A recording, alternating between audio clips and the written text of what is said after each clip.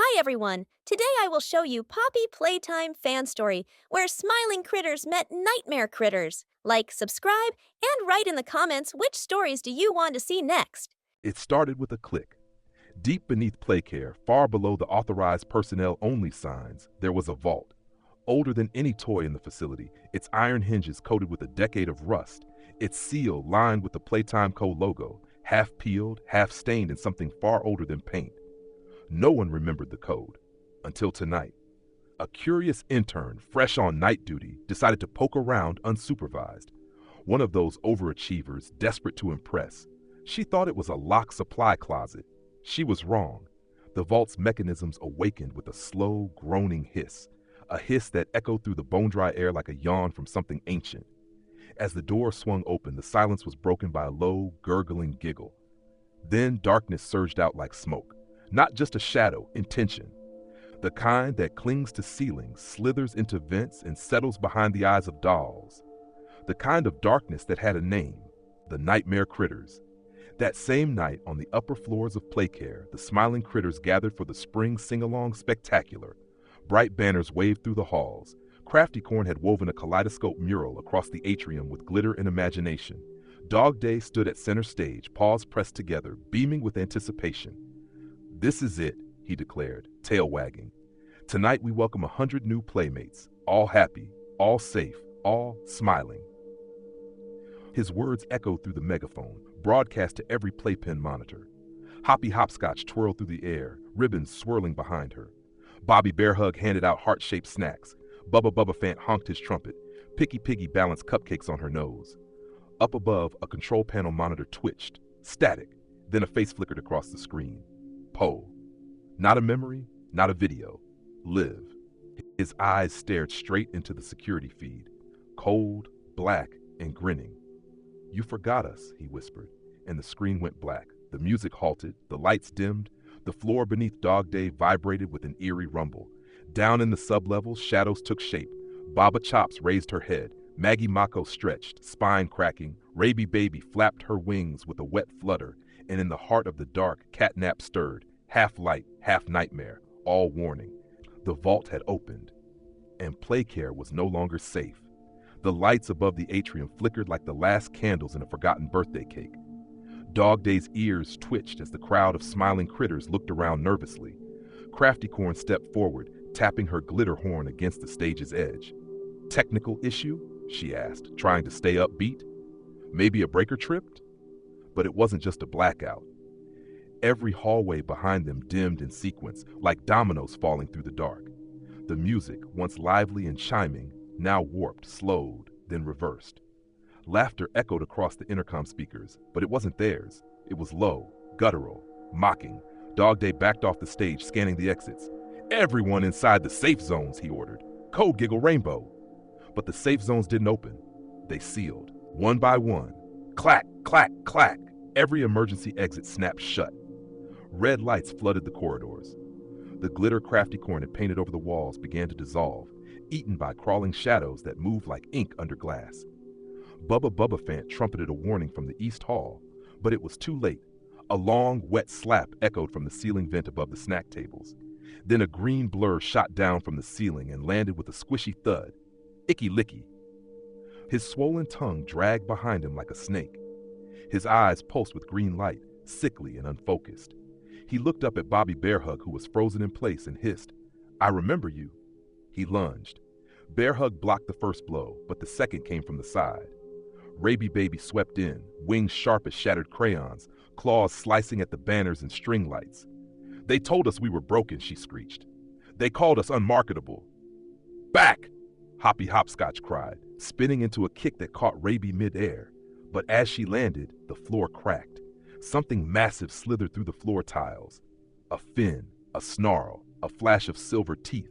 Maggie Mako erupted from below like a nightmare born from a fish tank.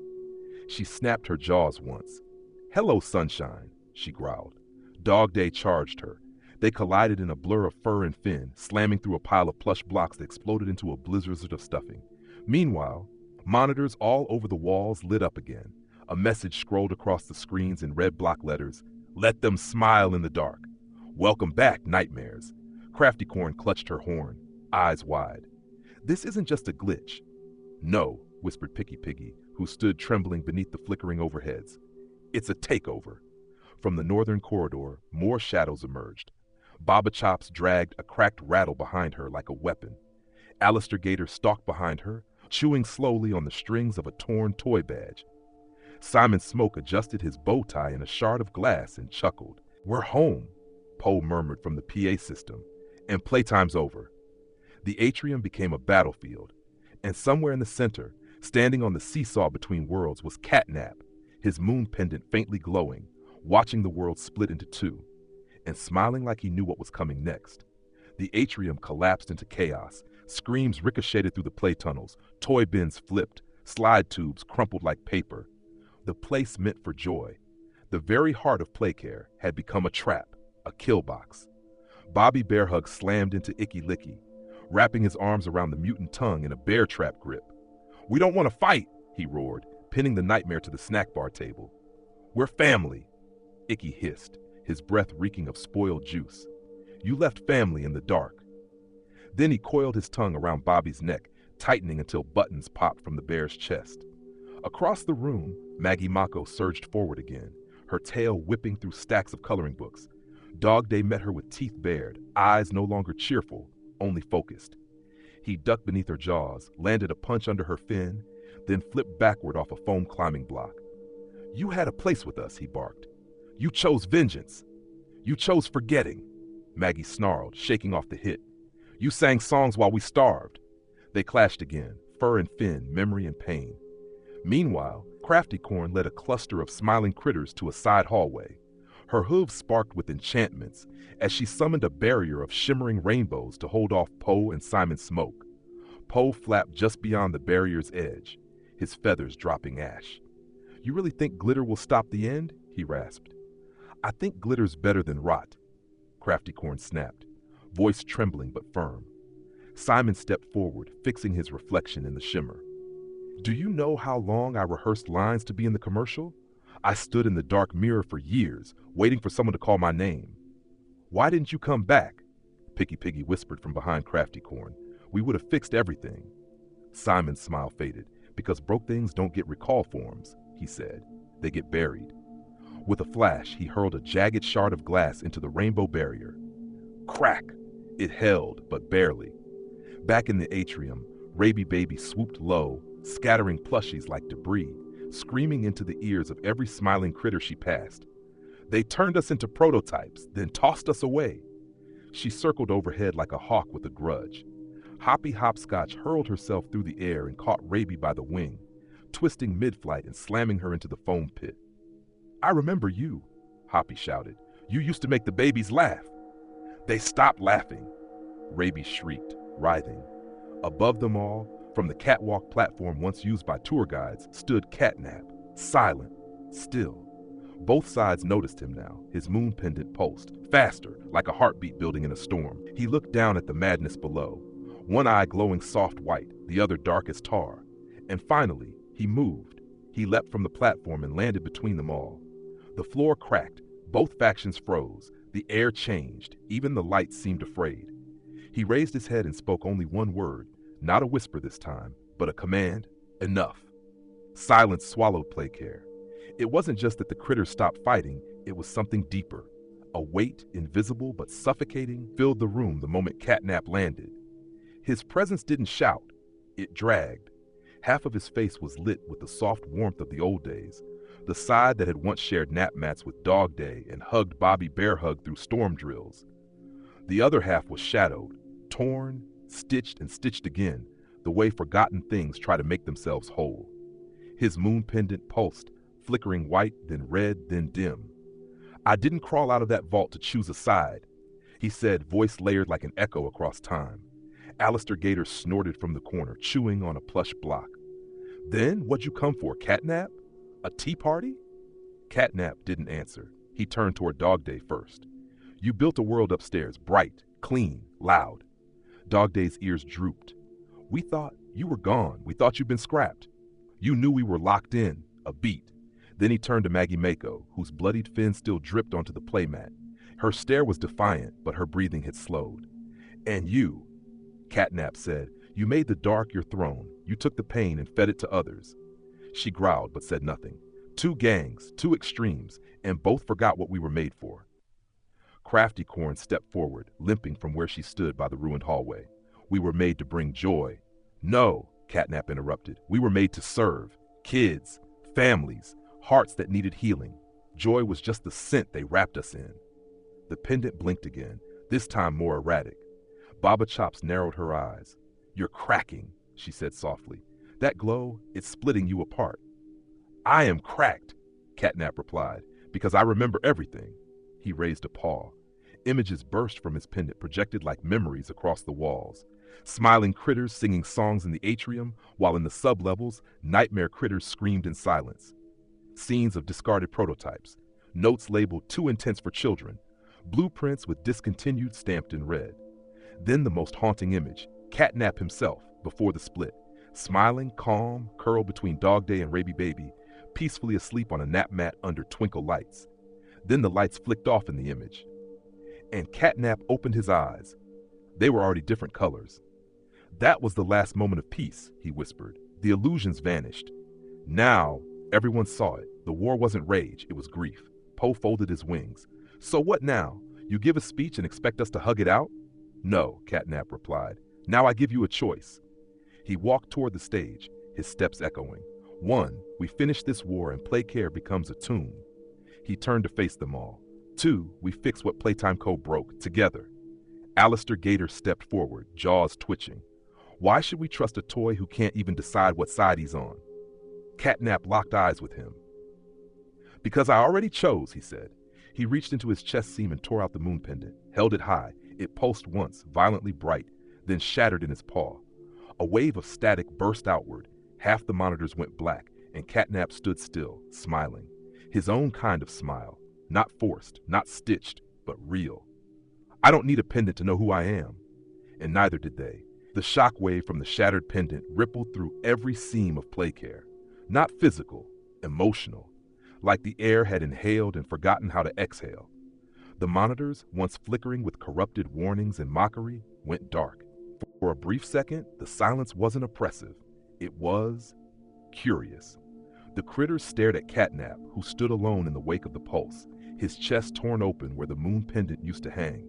Sparks fizzled from the wires beneath his felt fur, but his face was steady, unafraid. Dog Day stepped forward, his tail lowered but not tucked. "You're really done fighting?" Catnap's head tilted slowly.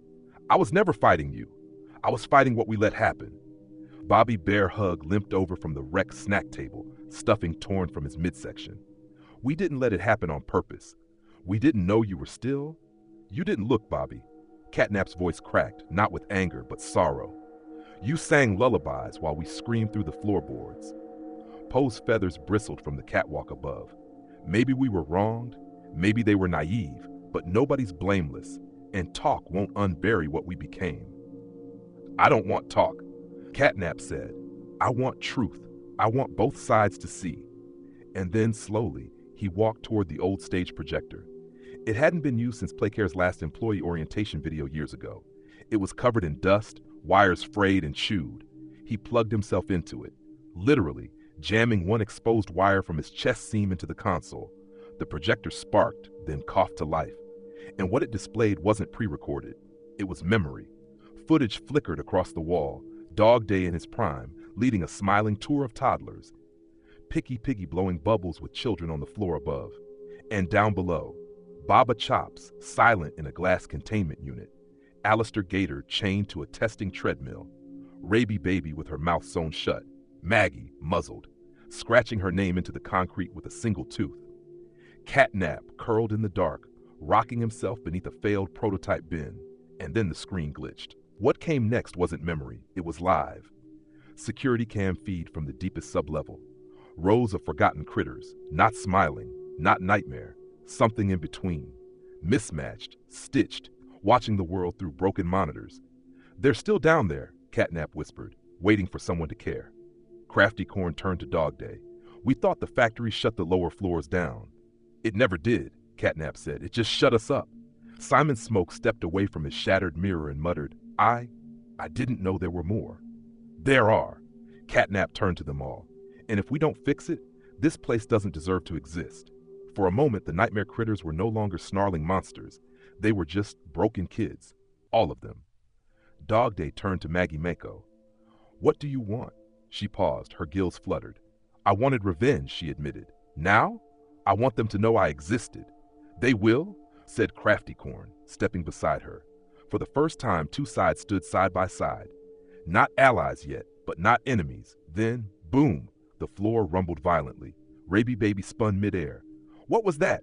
From above, the security feed buzzed. A new warning flashed in dripping red font. Emergency cleanse protocol engaged 0 through 5. Total wipe in 15 minutes. All undocumented assets will be purged. A silence deeper than before. Poe flapped hard, eyes wide. They triggered a wipe. Simon backed into the wall. They're going to erase us. Catnap turned to them all, voice steady. Then we don't fight each other anymore. He pointed down the corridor. We fight the system. The hallways of Playcare had never been so alive. Lights flickered above like panicked fireflies, sirens blared overhead in glitchy bursts, and the floor panels trembled beneath the feet of toys who had once only known how to sing, nap, and make kids giggle. Now they ran like soldiers. Catnap led the charge, fur torn, wires exposed, his voice the only stable thing in the collapsing chaos. Behind him, a once impossible sight unfolded, smiling critters and nightmare critters together. Not without tension, but united in survival. Dog Day sprinted beside Maggie Mako, barking tactical orders while dodging falling lights.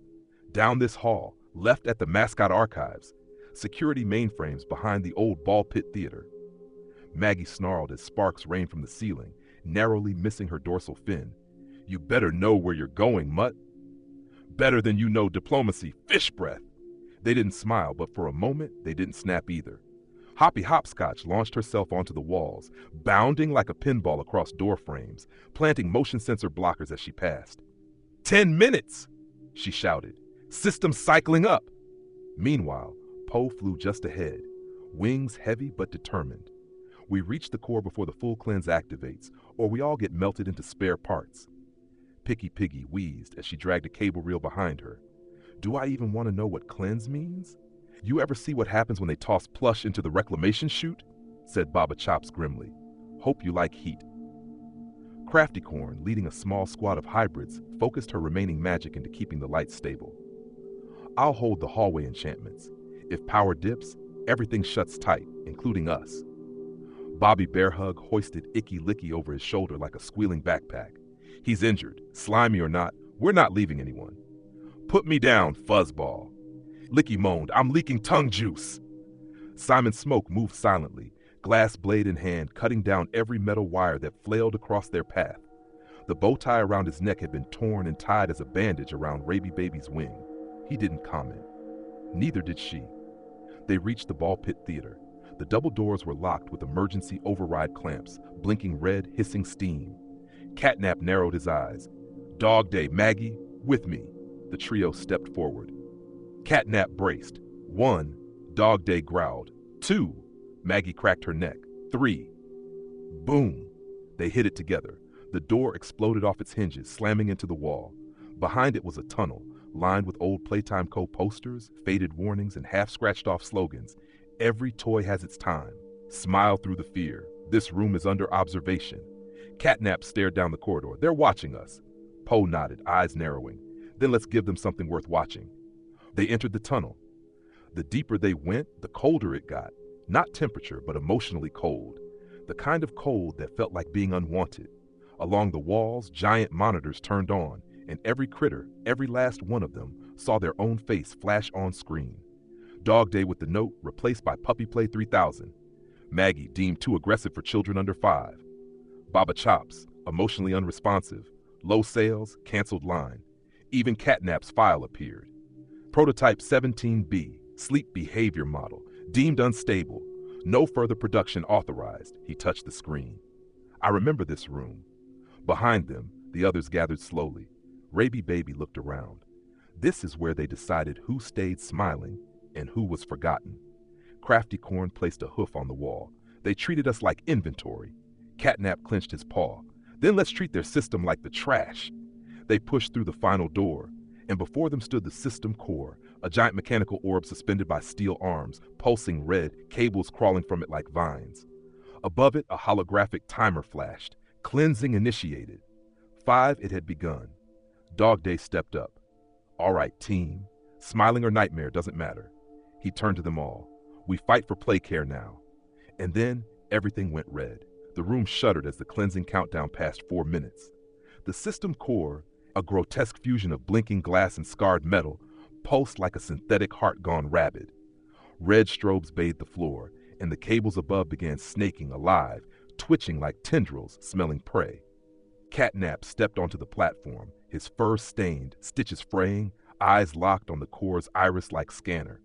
This thing's not just a power source, it's the memory butcher. It erases what we were. And if we don't shut it down, Poe rasped, wings stretched to shield Craftycorn from sparking panels, it'll do worse than delete us. It'll overwrite us, rebrand us, turn us into squeaky-safe mascots with no history. Dog Day snarled, I'd rather melt than be made into a reboot. Focus, Craftycorn shouted, flaring her horn. That thing's interfacing with the entire facility. I can crack the outer layers, but someone has to reach the kernel. Define kernel, asked Picky Piggy, cowering behind Bobby Bearhug. The part of the system that decides what's worth keeping and what gets wiped. They split up, moving like an army of misfit toys with one mission: fight the god that abandoned them. Hoppy Hopscotch leapt through the power conduits, attaching disruptor clips stolen from old employee toolkits. Her movements were lightning. Each jump short-circuited a control node. The core's limbs began flailing, disoriented. Simon Smoke flanked left, using mirrored shards to reflect the core's laser scans back at itself. Every time a beam pulsed, he angled his weapon just right, causing the system to misfire and scorch its own casing. Turns out, Simon muttered, vanity can kill. Raby Baby screamed into a vent shaft, then flung herself into it, dragging wires with her as bait. The core followed, diverting sensors to chase her. Come get me, you file-deleting freak!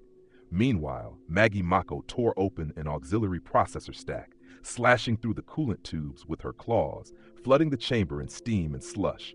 You made me a monster, she growled to the machine. Now you drown in your mistake. Baba Chops and Alistair Gator held the rear line. Any defense bots activated by the core were torn apart, metal crunched in Alistair's jaws, electricity fried against Baba's deadpan stomps. Dog Day, Bobby, and Picky formed the inner guard around Craftycorn as she levitated cables into a glowing spell circle. I can freeze the cleanse timer, she shouted. But someone has to reach the core kernel port and inject the override command manually. Catnap didn't wait. He ran, straight into the column of light beneath the core's eye.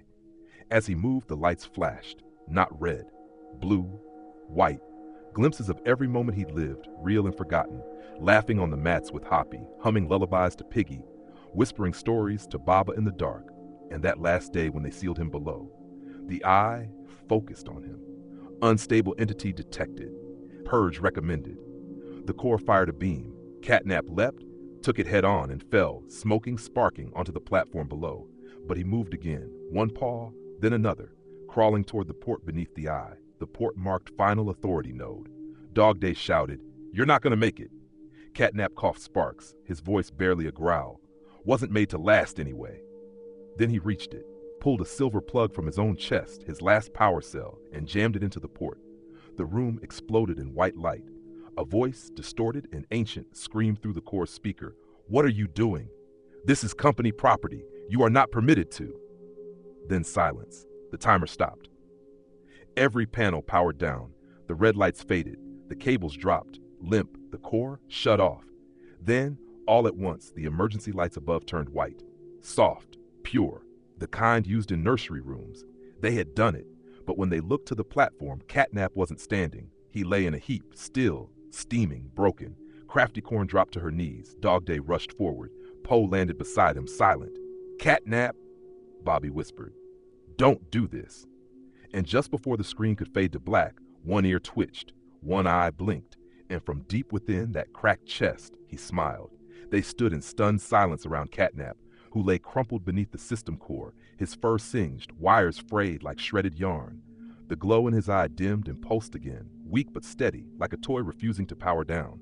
Craftycorn knelt beside him, brushing foam dust off his face. He's alive. she whispered. Dog Day, bloodied and breathless, crouched lower. You idiot, you actually did it. Catnap's voice rasped, cracked like an old lullaby vinyl. Told you, I wasn't made to last, but I was made to matter. The others gathered slowly, cautiously, unsure what to feel. The war they had expected, the one that had brewed in silence and bitterness, was over. Not because one side had won, but because one critter had finally refused to play the game. Behind them, the core began collapsing in on itself. No explosion, no spectacle, just a quiet shutdown, like the end of an old cartoon reel. Poe stepped forward, brushing ash from his feathers. I don't understand. Why would you risk yourself for both sides? Catnap turned his head slowly. Because both sides were always mine. The core's last screen blinked to life, but it didn't show a warning. It showed files. Thousands of them, archived memories, testing logs, training modules, employee recordings, PlayCare's entire history restored, the erased, the lost, the prototypes, names with faces, faces with voices. Every critter leaned forward. On one file, Prototype 12M, Raby Baby, sings lullabies. Staff recommends silence therapy. On another, Subject Poe, rejected due to emotional unpredictability. Even Maggie Mako had one. Warning, responds to neglect with aggression, prefers deep water. The screen filled with name after name, and for the first time, none of them were forgotten. Craftycorn's horn flickered gold as she whispered a spell, preserving every file in backup crystals. No one disappears again, she said firmly. From the platform, Catnap stirred. There's more below, he murmured. The others, we woke, but not all of us rose. Simon Smoke's eyes narrowed. The vaults, sublevel 6, sealed even to us. Dog Day rose, tail stiffening. We go down. All of us. We open every vault. No more toys left behind. Hold up, Alistair Gator grunted. We barely survived this. You want to charge into more mystery meat? Yes, said Maggie, stepping beside Dog Day. If we don't, this happens again, and next time we might not have a moon-eyed maniac to save us. They looked to Catnap again. He managed a soft grin. I'm not doing that twice. Laughter, real laughter, broke the tension. Not manic, not scripted, just tired toys, breathing again. From the hallway came the soft rumble of approaching footsteps. Not machines, not security. Other critters, hybrids, mutants, glitched things with patchy fur and too many buttons, forgotten relics that had smelled war but never touched it. They'd heard the silence return and followed it. A small rabbit with no ears stepped forward. Are you the ones who stopped the screaming? Dog Day kneeled. We are now. The rabbit looked to the rest. Do we belong? Catnap, barely able to lift his head, blinked. All of us do. And with that, the smiling critters and nightmare critters turned together to face what remained of PlayCare. Not as enemies, but as something new. A family forged in flame and foam. Sunlight. Not the filtered artificial shimmer that PlayCare pumped through ceiling lights, but real, golden sunlight. Fell through the atrium roof for the first time in years. The facility's upper dome had been cracked wide open by the final system surge, and the morning light poured in like grace across a battlefield. The broken foam pits, scorched safety posters, and shattered vending machines all shimmered under the new dawn like relics of an ancient kingdom. But the toys were alive. The critters, once divided by branding and scars, now worked side by side, repurposing rubble into purpose. Dog Day led the recon teams, issuing orders in sharp, confident barks as he helped peel away blast panels and pry open sealed corridors. Maggie Mako waded through the flooded archives, recovering design notes and prototype sketches once deemed too emotional for release. Soft doesn't mean weak, she said, pinning them to a bulletin board. Craftycorn carved glowing signs along the walls, waypoints glowing with warmth and memory. Everyone belongs. No toy left behind. This place remembers you. In the old cafeteria, Bobby Bearhug hosted an impromptu rebuilding circle. Even Icky Licky sat there, tongue dipped in a cup of melted crayons, grumbling but present. Fine, I'll glue the tiles. Just don't expect me to sing, he muttered. Poe, silent for most of the morning, finally perched on the central railing, watching the sun fall across the renovated playmat.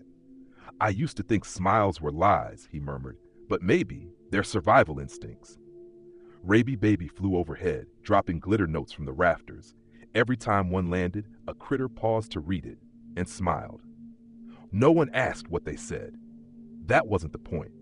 Then, in the heart of the control center, What used to be the system core, Catnap sat alone, his body wrapped in bandages, his eyes staring into the new network interface they had built. He had refused full repairs. "I want the cracks," he told Crafty Corn. "They remind me of what cost me this piece." The new system wasn't a purge engine. It was an archive. One where every critter could upload their story, their memories, their fears. No more hiding the flawed, no more deleting the imperfect. Dog Day entered the chamber quietly. "You should rest," he said, padding over. Catnap smirked. "I've had enough naps." Dog Day sat beside him. "The others, they look at you different now, like a leader." "I'm not," Catnap said. "I'm just proof that the system can break something and it can still stand up." A beat. Then Dog Day added, "We're reassigning teams. No more smiling. No more nightmare. You got a name for what we are now?" Catnap didn't answer right away. Instead, he reached into the console and typed 4 words onto the new main screen. "The remembered ones." Dog Day read it. He smiled. "A real one. That'll do." Outside, more critters gathered at the courtyard, preparing to open the last sealed sublevel, the one with no label, the one no map acknowledged. They weren't scared. They were ready. Catnap rose, joints creaking. "Let's go meet the ones who never had names." And together, they stepped into the future. Not as mascots, not as monsters, but as the first family Playcare had ever truly made. The final vault sat in the deepest trench of Playcare, past the collapsed crawl tunnels, beneath the failed animatronic zoo, and beyond the obsolete experiments wing. It had no logo, no ID number, just a rusted metal slab bolted to concrete, wrapped in silent warnings. It had never been meant to open, and yet here they stood. Catnap stood at the front, flanked by Dog Day, Maggie Mako, Crafty Corn, Poe, and the rest. Behind them trailed dozens, no hundreds of critters, smiling, nightmare, glitched, and repaired. Survivors all. Each had chosen to come, not out of duty, out of hope. Poe eyed the seal. No access port, no security panel, just a door that dares us to try. "It doesn't want us," said Baba Chops flatly, "which is why we open it." Maggie tilted her head. Together, Dog Day nodded. They all placed a paw, claw, fin, or hoof on the vault, and pushed. Metal groaned like a wounded beast. Dust sprayed from the edges. Sparks burst from rusted bolts snapping free for the first time in decades. Then, it opened. Inside, no light, only black. Then movement, a glow, faint, fuzzy. A pair of eyes blinked, then another, then dozens. Shapes stepped forward, creatures not quite finished. Some had limbs made of patchwork, heads sewn backward, buttons for pupils. Others had no voice boxes, only blinking lights on their chests. One had a rainbow drawn on in crayon. Another had the word maybe stamped where its name should have gone. They didn't run. They didn't hide. They looked at the critters who had opened the door and tilted their heads. A soft voice, digital, broken, crackled from one of them. "Are we still real?" Catnap stepped forward. No pendant, no title. "Yes," he said, "more real than ever." The forgotten ones stepped into the light. One reached for Crafty Corn's hoof. Another pressed their face into Maggie's side. One climbed Bobby Bear Hug like a jungle gym. Poe, stunned, opened one wing, and 3 tiny misfits nestled into it without hesitation. And Dog Day? He watched them all. Then he raised his voice, clear and proud. "Playcare is yours now, all of yours." Crafty Corn lit the chamber with a warm glow. The walls, once bare and sterile, now shimmered with light. Smiles, not painted, not programmed, spread through the room. The remembered ones had found the never named. Not to fix them, not to use them, but to be with them. Catnap sat in the corner, finally resting, not because he was tired, but because peace had finally arrived. He whispered to himself, more to the walls than anyone else. "We are not versions. We are not variants. We are not what they labeled us. We are us." And in the heart of Playcare, beneath the wreckage and lies and laughter long lost, true playtime began. For the first time ever, it belonged to everyone. Forever.